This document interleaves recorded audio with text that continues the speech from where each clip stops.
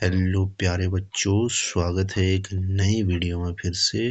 Class 12th का आज chapter 2 चलेगा, वैद्युत रसायन या आप इसको बोलते हो इलेक्ट्रोकेमिस्ट्री, जिसका आपके एग्ज़ाम में सबसे ज़्यादा वेटेज है। ये आपके एग्ज़ाम में आता है कितने 9 नंबर का। इसके 9 अंक आपके पास मिलेंगे और बहुत ही आसान सा है। थोड़ा सा क्या है, लैंग्वेज थोड़ा सा इसकी थोड़ा सा टफ रहेगी और बहुत आसानी से आप इसको कर सकते हैं और बहुत अच्छा वेटेज आपको ये दे सकते हैं। ठीक है, तो वैद्युत रसायन किसे कहते हैं या इंग्लिश में बोलें तो इलेक्ट्रोकेमिस्ट्री किसको बोलेंगे हम। तो एक रसायन विज्ञान की एक ऐसी शाखा है, भौतिक रसायन में आएगा ये, जहाँ पर हम क्या करेंगे, आपका जो रासायनिक ऊर्जा है उस रासायनिक ऊर्जा को काहे में बदलेंगे हम, विद्युत ऊर्जा में। ठीक हो गया, या कहीं पर ऐसी ज़रूरत पड़ी कि इस विद्युत ऊर्जा को फिर से हमें रासायनिक ऊर्जा में बदलना पड़ेगा जब हम कोई भी अपक्रियाएं हो रही होंगी। तो इस पर ज़्यादा डिस्कस नहीं करूँगा मैं, सीधे हम टॉपिक बाय टॉपिक बढ़ते रहेंगे हम। यहाँ पर हमारा पहला जो चलेगा टॉपिक जो है उसका नाम है वैद्युत रासायनिक सेल। इलेक्ट्रोकेमिकल सेल किसे कहते हैं या वैद्युत रासायनिक सेल। यहाँ पर एक हमारे पास वैद्युत रासायनिक सेल में हमारे पास आता है डैनियल सेल। ठीक हो गया, डैनियल सेल। तो डैनियल सेल किसको बोलेंगे भैया, एक ऐसा सेल है, ठीक हो गया, जिस पर रेडॉक्स अपक्रिया होती है। रेडॉक्स अपक्रिया कक्षा 11 में आप ऑलरेडी पढ़ चुके हैं, जहाँ पर एक साथ ऑक्सीकरण और अपचयन दोनों अपक्रियाएं क्या होंगी, संपन्न होंगी, तो उसको हम बोलेंगे रेडॉक्स अपक्रिया। ठीक हो गया, तो इस रेडॉक्स अपक्रिया के अंतर्गत क्या है, बहुत आसान से इसको समझते हैं हम, क्योंकि ये बहुत महत्वपूर्ण है हमारे लिए। ठीक है, ये हमारे पास एक डैनियल सेल दिया गया है। इस डैनियल सेल में क्या है भैया, ये डैनियल सेल आपको दिया गया है। ठीक है, देखते हैं यहाँ पर हमें एक जिंक के लवण का विलयन है, दूसरा कॉपर के लवण का विलयन है। मतलब एक है ZnSO4 का विलयन, इसको हम बोल सकते हैं, क्या बोलेंगे हम,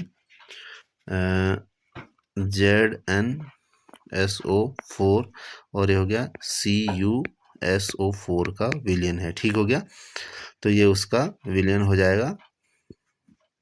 तो यहाँ पर क्या है, जिंक के विलयन में या जिंक के लवण के विलयन में जिंक की छड़ डाली गई है, कॉपर के विलयन में कॉपर की छड़ डाली गई है। ठीक है, जब हम इन दोनों ये अपक्रियाएं संपन्न करवाते हैं तो संपन्न कराने के लिए हमको क्या करना है भैया, हम विद्युत धारा को किस तरह से इनको जोड़ रहे हैं, जब आपस में कनेक्ट कर रहे हैं तो यहाँ पर इससे क्या हो रहा है, इलेक्ट्रॉन, इस जिंक की छड़ से इलेक्ट्रॉन कॉपर की छड़ की तरफ को जाना स्टार्ट कर रहे हैं। ठीक हो गया, कॉपर की छड़ को जाना स्टार्ट करें, फिर यहाँ से इसके विपरीत दिशा में और जिंक से कॉपर से जिंक की ओर क्या होगी, विद्युत धारा प्रवाहित होती है। कई बार ये जो आपके एग्जाम होते हैं वहाँ पर पूछ लेता है कि इलेक्ट्रॉन किस ओर जाएंगे और विद्युत धारा किस ओर जाएगी। तो जहाँ पर इलेक्ट्रॉन जाएंगे उसके अपोजिट हमेशा विद्युत धारा का क्या होता है, प्रवाह होता है। ठीक हो गया, तो यहाँ पर हमको समझना पड़ेगा, यहाँ पर एक लवण सेतु लगा रखा है। लवण सेतु अभी आएगा आपके पास आगे, इसका क्या कार्य है भैया, कई बार एग्जाम में आ जाता है कि लवण सेतु के 2 कार्य लिखिए। ठीक है, चलो आगे डिस्कस करेंगे। ये इन दोनों को जोड़ने का काम करता है। ठीक हो गया, दोनों अर्ध सेलों को जोड़ने का कार्य कर रहा है। तो ये इस तरह से अगर आप जोड़ेंगे तो यहाँ पर क्या होगा, एक अपक्रिया हो रही होगी जहाँ Zn जहाँ पर Zn है वो किस में परिवर्तित हो रहा है, Zn जो हो जाएगा Zn2 पॉजिटिव में क्या हो रहा होगा, चेंज हो रहा होगा। ठीक हो गया, यहाँ पर कॉपर है, कॉपर 2 पॉजिटिव में कॉपर आयन है, क्यूप्रिक आयन है, तो ये कॉपर में चेंज हो जाएगा। एक आपने कक्षा 11 में पढ़ी होगी, जहाँ पर जो है इलेक्ट्रॉनों को क्या कर रहा है, यहाँ पर ग्रहण कर रहा है। ये देखो, यहाँ पर इलेक्ट्रॉन को क्या कर रहा है, ग्रहण कर रहा है। ये वाला इलेक्ट्रॉनों का क्या कर रहा है, त्याग कर दे रहा है। ठीक हो गया, अपोजिट हो गया है।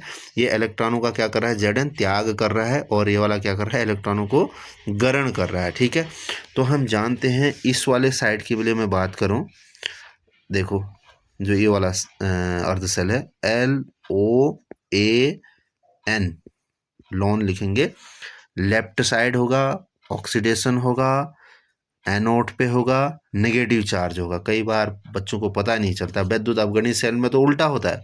इसमें क्या होगा, लेफ्ट साइड बाएं साइड में ऑक्सीकरण हो रहा होगा, एनोड पे हो रहा होगा। ये जो बना है ये एनोड है, ठीक है। और वो कैसा चार्ज होगा, एनोड पे नेगेटिव चार्ज होगा। दिखा यहाँ पर दिख भी रहा आपको, ये नेगेटिव चार्ज लिखा है, यहाँ पर पॉजिटिव चार्ज होगा। ये आपका क्या हो जाएगा, एनोड। क्या होगा, ANOD, एनोड हो जाएगा। ये क्या हो जाएगा, CATHOD, कैथोड हो गया। ठीक हो गया। इस बात का आप बहुत ध्यान रखेंगे जो लॉन मैंने बताया, ठीक है। तो ये देखो यहाँ पर आया भी है, ठीक है। इस पे जब हम बाह्य कोई अन्य भार से हम ऊर्जा देंगे तो ये वैद्युत अपघटनीय सेल बन जाएगा, मतलब उल्टा हो जाएगा। इधर से धारा, फिर इधर से इलेक्ट्रॉन इसकी ओर जाना स्टार्ट हो जाएंगे, ठीक हो गया। और धारा क्या हो जाएगी, अपोजिट बहनी लग जाएगी। नीचे समझाया भी होगा, इसको हम देखते हैं, ठीक हो गया। और इसमें इसी को हम क्या बोलते हैं, इसी चीज़ को हम, जो डैनियल सेल है उसको गैल्वेनिक सेल भी बोल सकते हो आप, वोल्टी सेल भी आप बोल सकते हो, इसको और नाम भी दे सकते हैं। तो यहाँ पर देखते हैं, थोड़ा सा स्लाइड रिवीजन करते हैं इसका, क्योंकि एक तरह से तो यहाँ पर देखिए आप, ये तो हमारी नॉर्मल कंडीशन है जब क्या है, ई एक्सटर्नल, ई बाह्य जो है ग्रेटर देन 1.1 वोल्ट, ठीक है। तो इस दशा में क्या होगा, इलेक्ट्रॉनों का प्रवाह जिंक छड़ से कॉपर छड़ की ओर होता है, अतः विद्युत धारा कॉपर से जिंक की ओर प्रवाहित होती है। बिल्कुल, ये तो हम पढ़ ही चुके हैं, यही तो हमारा आपका डैनियल सेल हो जाएगा। जिंक एनोड पर से घुलता है तथा कॉपर कैथोड पर निक्षेपित होता है। बिल्कुल, ये चीज़ तो मैंने बता दी, ठीक हो गया। फिर यहाँ पर जब क्या होता है, ई एक्सटर्नल इक्वल टू 1.1 वोल्ट होता है, तो उस दिशा में तो हमारा कोई भी क्या होगा, जब ये होगा तो इलेक्ट्रॉन तथा विद्युत धारा का कोई प्रवाह नहीं होगा, कोई लेना देना ही नहीं होगा इस स्थिति में, ठीक हो गया। उनके बीच कोई अपक्रिया नहीं होगी, रासायनिक अपक्रिया नहीं होगी। अगर E external is greater than 1.1 volt, ठीक है, 1.1 वोल्ट होगा तो उस दौरान उल्टा हो जाएगा, ये एक वैद्युत अपघटनीय सेल की तरह व्यवहार करने लग जाएगा। देखा, अब ये वहाँ पर अभी तक कैथोड का लेफ्ट साइड ऑक्सीडेशन एनोड हो रहा था, तो एनोड पे कैसा चार्ज आ रहा था भैया, नेगेटिव चार्ज आ रहा था। अब यहाँ पर पॉजिटिव चार्ज आ गया इस टर्मिनल पर, जेड एन पर अभी तक सब में क्या था, नेगेटिव चार्ज, चाहे यहाँ ले लो चाहे आप यहाँ की बात कर लो, ठीक है, ठीक है, समझ। इसमें तो अब अपक्रिया हो ही नहीं रही, इसकी तो हम अभी छोड़ देते हैं। यहाँ पर देखिए एनोड अब इस साइड आ गया, कॉपर का एनोड बन गया, अभी तक एनोड जेड जिंक का था। तो यहाँ पर क्या होगा, उल्टी गंगा बहने लग जाएगी। कहने का मतलब जो काम इधर वाला सब इधर को चले जाएगा और इधर वाला किधर को आ जाएगा, इसकी ओर को आना स्टार्ट हो जाएगा, ठीक है। ये टर्म याद रखेंगे आप, ये काम आते हैं, कई बार एग्जाम में पूछ लेता है कब अपक्रिया संपन्न होगी इसी वैद्युत रासायनिक सेल में, तो ये चीज़ आपको ध्यान रखनी पड़ेगी। अब देखो गैल्वेनिक सेल की कहानी यहाँ पर पूछ रहा है, तो गैल्वेनिक सेल बता ही दिया, पहले हमने डिस्कस कर लिया कि गैल्वेनिक सेल में क्या क्या होता है भैया। गैल्वेनिक सेल में कौन सी अपक्रिया होती है, गैल्वेनिक सेल में रेडॉक्स अपक्रिया होती है, ठीक है। ये है रेडॉक्स अपक्रिया, Zn प्लस Zn2 में बदल गया, मतलब दो इलेक्ट्रॉनों का क्या कर दिया इसने, त्याग कर दिया। त्याग कौन करता है भैया, जिसमें ऑक्सीकरण होता है या ऑक्सीडेशन होता है, जो ग्रहण कर रहा है उसका क्या हो रहा है, अपचयन हो रहा है। यहाँ पर दो प्रकार से लिखा गया आपको साफ है, अपचयन अर्धसेल और ऑक्सीकरण अर्धसेल, ये आना चाहिए आपको, ठीक है। अपचयन अर्धसेल और Cu2 पॉजिटिव 2 इलेक्ट्रॉन्स को एक्सेप्ट कर रहा है तो Cu में बदल जा रहा है, इसका हो रहा है अपचयन। क्या हो रहा है, अपचयन, और इस सेल को अपचयन अर्धसेल कहेंगे। Zn2 पॉजिटिव में बदल रहा है और 2 इलेक्ट्रॉनों का त्याग कर रहा है, तो यहाँ पर क्या हो रहा है, ऑक्सीकरण हो रहा है, ठीक है। अर्धसेल या रेडॉक्स युग्म कहते हैं इनको, दो अर्धसेल लिखे जाते हैं जब हम अपक्रियाओं को दिखाते हैं, ठीक हो गया। यहाँ पर तो इसमें और कुछ ऐसा खास है नहीं ना, तो फिर हम आगे बढ़ते हैं। एक वर्ड आता है, एक नंबर में पूछ लेता है कभी, इलेक्ट्रोड विभव किसे कहते हैं, इलेक्ट्रोड विभव किसे कहते हैं। तो इलेक्ट्रोड विभव क्या होगा भैया, यहाँ पर कोई उसी का क्या होगा, विलयन बना होगा, उसके सापेक्ष उसमें आप क्या करोगे, उस छड़ को डुबाओगे, ठीक है।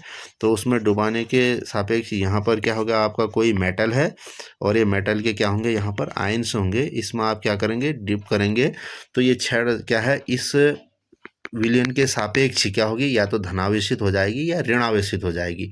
इन दोनों के बीच एक विभवांतर उत्पन्न हो जाएगा, ठीक है। विभवांतर उत्पन्न होगा, उसको ही क्या कहते हैं, इलेक्ट्रोड विभव कहते हैं, ठीक हो गया। लिखा भी गया है, इलेक्ट्रोड एवं वैद्युत अपघट्य के मध्य विभवांतर उत्पन्न हो जाता है, जिसको क्या कहते हैं, इलेक्ट्रोड विभव कहते हैं।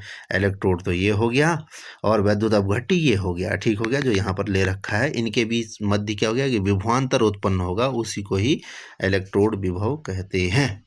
अब मानक इलेक्ट्रोड विभव पूछ लेता है कभी। मानक इलेक्ट्रोड विभव क्या हो जाएगा बच्चों, मानक अवस्था में आप कोई, एक मिनट, ठीक है, मानक इलेक्ट्रोड विभव क्या है, कोई रासायनिक अपक्रिया आप करा रहे हैं, ठीक है, तो उसके लिए आपको जो इलेक्ट्रोड एक मानक अवस्था में बनाया गया, मानक अवस्था कहने का मतलब उसके लिए टेम्परेचर होगा 298 केल्विन, ठीक हो गया, टेम्परेचर कितना हो जाएगा 298 केल्विन, और साथ में जो है, तो यहाँ पर क्या करेंगे, मानक अवस्था में जिस इलेक्ट्रोड को तैयार करेंगे उसके लिए कुछ शर्तें होंगी, ठीक है। उसके लिए शर्त क्या होगी, मैंने बताया जो टेम्परेचर होगा, तापमान होगा, वो कितना होगा 298 केल्विन, ठीक है, 298 केल्विन। और जो उस विलयन की सांद्रता होगी जिसमें आप उसको बनाओगे, उसकी सांद्रता कितनी होगी भैया, उसकी सांद्रता होगी 1 मोल प्रति लीटर, ठीक हो गया, 1 मोल प्रति लीटर। तो ऐसे स्थिति में बनाया गया इलेक्ट्रोड क्या कहलाएगा, मानक इलेक्ट्रोड कहलाएगा, ठीक है। तो उसकी, तो यहाँ पर एनोड कैथोड हमने सब इसको डिस्कस कर ही लिया गया है, ठीक है, ऐसा कुछ खास बचा नहीं है यहाँ पर।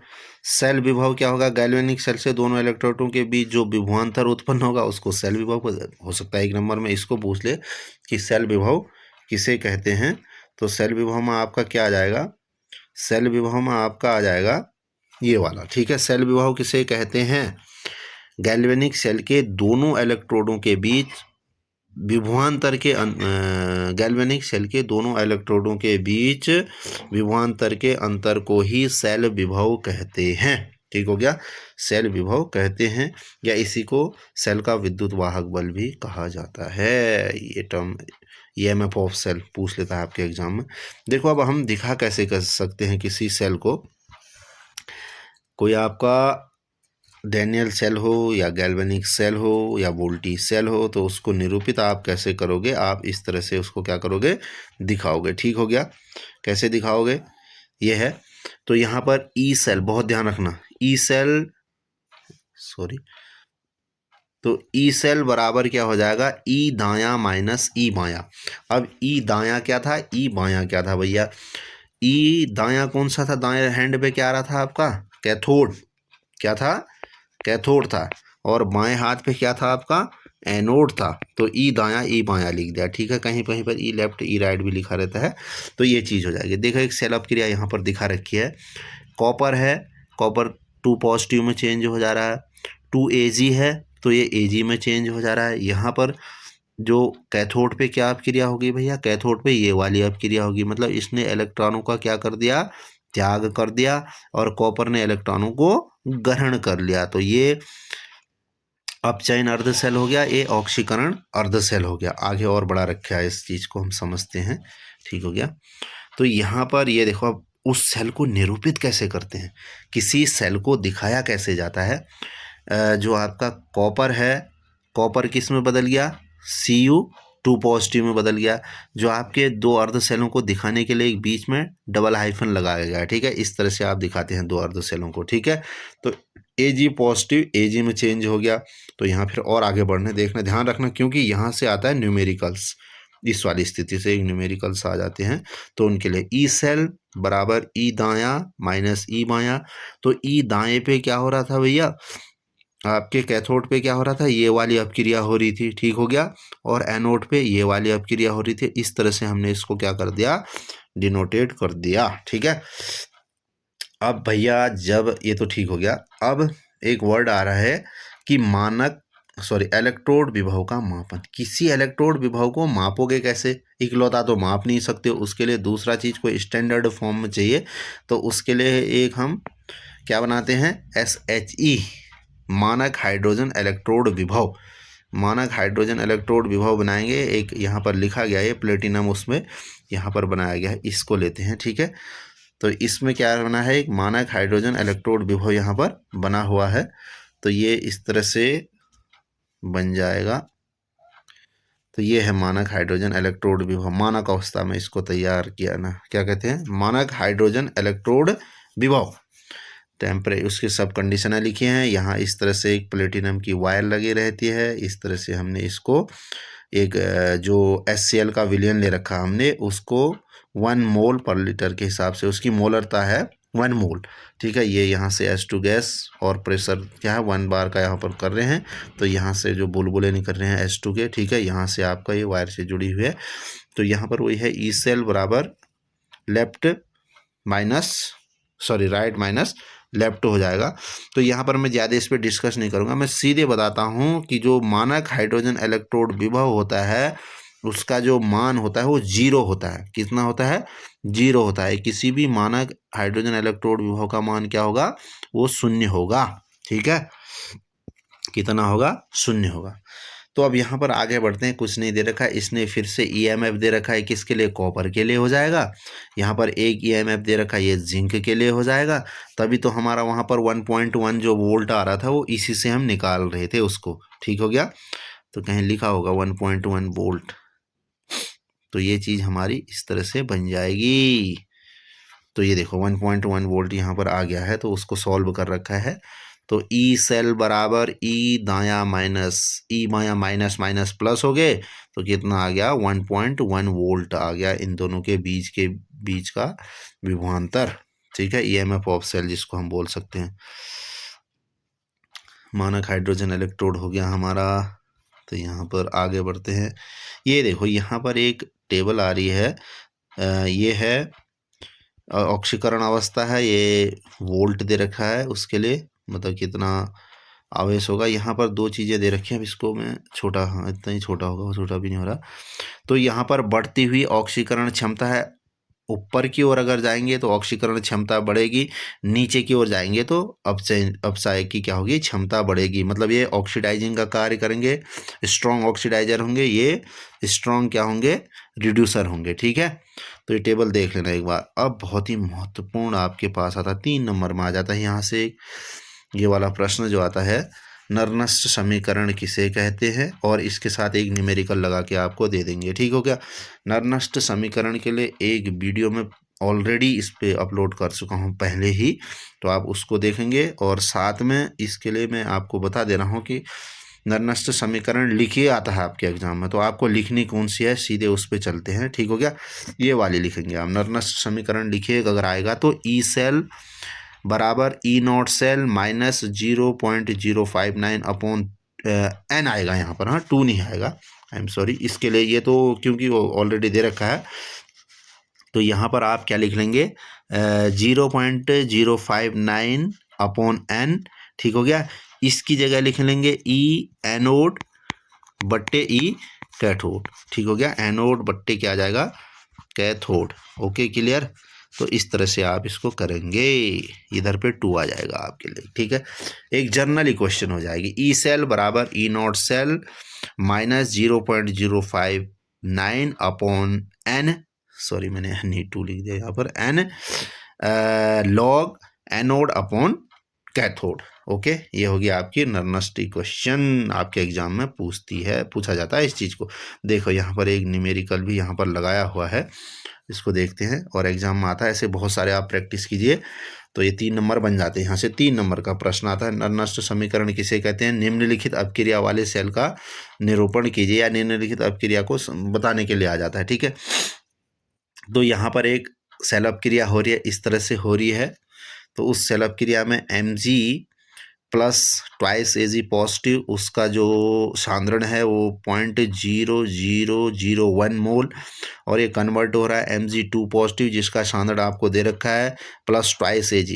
करना कुछ नहीं है, यहाँ पर ई सेल का परिकल्पना कीजिए, ई नॉट सेल आपको दे रखे, देखो कितना आसान है। ई सेल आपको निकालना है, ठीक हो गया, ई सेल आपको ज्ञात करना है, और ये आपको ई नॉट सेल आपको दे रखा है कितना, 3.17 वोल्ट, कुछ भी नहीं है। वैल्यूज पुट अप कीजिए उस वाले क्वेश्चन पे, किस पे, नरनस्ट समीकरण पे। एन मतलब इलेक्ट्रॉनों का कितना लेना देना चल रहा है, यहाँ पर बिल्कुल भी कन्फ्यूजन नहीं करना। हर अपक्रिया के लिए एन का वैल्यू क्या होगी, अलग अलग होगी। कुछ नहीं है, देखो 2 इलेक्ट्रॉन है यहाँ पर, बहुत आसान से। इससे नहीं भी समझ रहे हो, यहाँ किसी बच्चे को लग रहा है 1 इलेक्ट्रॉन, पर 1 नहीं है, 2 मॉली इसके क्या है, 2 एटम है इसके, ठीक है, तो 2 इलेक्ट्रॉन हो जाएगा। तो नरनस्ट समीकरण हमने वही लिखी, ई सेल बराबर E naught cell minus 0 point, ये यहाँ देखना है, इधर से बता रहा हूँ मैं, ये वैल्यूज कर रखी है, ये देखो ये 0.059 अपॉन नंबर ऑफ इलेक्ट्रॉन्स कितने हुए, एन बराबर नंबर ऑफ इलेक्ट्रॉन्स है तो 2 हो जाएगा। लॉग कैथोड पे कौन सी अपक्रिया हो रही है उसको यहाँ पर लिख देंगे, सॉरी एनोड पे, नीचे आ जाएगा किसका, आपके पास कैथोड का आ जाएगा। तो ये सॉल्व करके हमारे पास इस तरह से आपको मिल जाएगा। तो ये बहुत ध्यान रखेंगे, वेरी वेरी इंपॉर्टेंट है ये आपके लिए, आपके एग्जाम की दृष्टि से, ठीक है। यहाँ से आता है, बहुत ही आसान है, कोई बड़ी बात नहीं है। अब आता है नरनस्ट समीकरण के लिए साम्य स्थिरांक की गणना। बस कोई अपक्रिया क्या हो रही है, साम्य स्थिरांक की गणना कैसे करेंगे, ये अपक्रिया तो हमने डैनियल सेल में ऑलरेडी हम पढ़ चुके हैं, किसी भी सेल के लिए। इसी के लिए साम्य की हम क्या करेंगे, गणना करेंगे। यहाँ पर देखिए इस तरह से, ठीक है। तो ई सेल बराबर 0 बराबर ई नॉट सेल, क्या हो जाएगा, इसके लिए कंपेयर कर रहा है कि ई सेल जो है उसके लिए क्या हो रहा है, 0 आ रहा है माना। तो यहाँ पर ई नॉट सेल लिखा है ना, यहाँ पर शून्य पाठांक दर्शाया गया है, मतलब अब क्रिया हो ही नहीं रही है, उस समय की बात कर रहे हैं। हो रही है मतलब कि साम्य में हो रही है, जितना लेना उतना देना चल रहा है, उसकी बात हो रही है। तो ई नॉट सेल ये आपके पास पहले हम इस चीज़ को बता चुके हैं, 2.303 RT upon 2F number of electron कितने लेने देने चले, ये फेराडे है, ये गैस स्थिरांक है, ये टेम्परेचर है। लॉग Z2 पॉजिटिव बट्टे कॉपर 2 पॉजिटिव का साधारण, तो यहाँ पर वैल्यूज पुटअप कर देंगे। साम्य स्थिरांक के इसके लिए Zn2 पॉजिटिव और Cu2 पॉजिटिव के लिए आता है साम्य स्थिरांक Kc, ठीक हो गया। तो Kc आ रहा है तो इसको और आगे बढ़ा लेते हैं, यहाँ पर लॉग Kc लिख दिया, ठीक हो गया। ये Kc आ जाएगा यहाँ पर, ये Kc हो गया, ठीक है। वो वैल्यू अपनी जगह सेम रही। Kc कितना है, 1.1 वोल्ट है। ई नॉट सेल बराबर 1.1 वोल्ट, तो यहाँ पर 1.1 वोल्ट लिख लेंगे, ठीक है। तो ये क्या हो जाएगा, इस तरह से अगर इसको रिवर्स करेंगे तो ये अपक्रियाएं इस तरह से मिल रही होगी। तो लास्ट में आपको कुछ नहीं करना है, सामान्य रूप से जो आपको मिलेगा, तो ई सेल बराबर कितना आएगा, 2.303 RT upon NF log Kc। यही क्या है, नरनस्ट समीकरण से साम्य स्थिरांक की गणना का फॉर्मूला आ जाता है। नरनस्ट समीकरण किसे कहते हैं, उससे साम्य स्थिरांक की गणना कीजिए, या कैसे साम्य स्थिरांक की गणना करेंगे। तो यहाँ पर न्यूमेरिकल भी दे रखे हैं, ये आप इसको भी सॉल्व कर लेंगे, ठीक हो गया। ये आपका SW हो गया, इसको आप लोग करके बताएंगे, ठीक है। वैद्युत सेल अपक्रिया की गिब्स ऊर्जा, इसको करेंगे हम नेक्स्ट वीडियो में। तब तक के लिए थैंक यू फॉर वॉचिंग।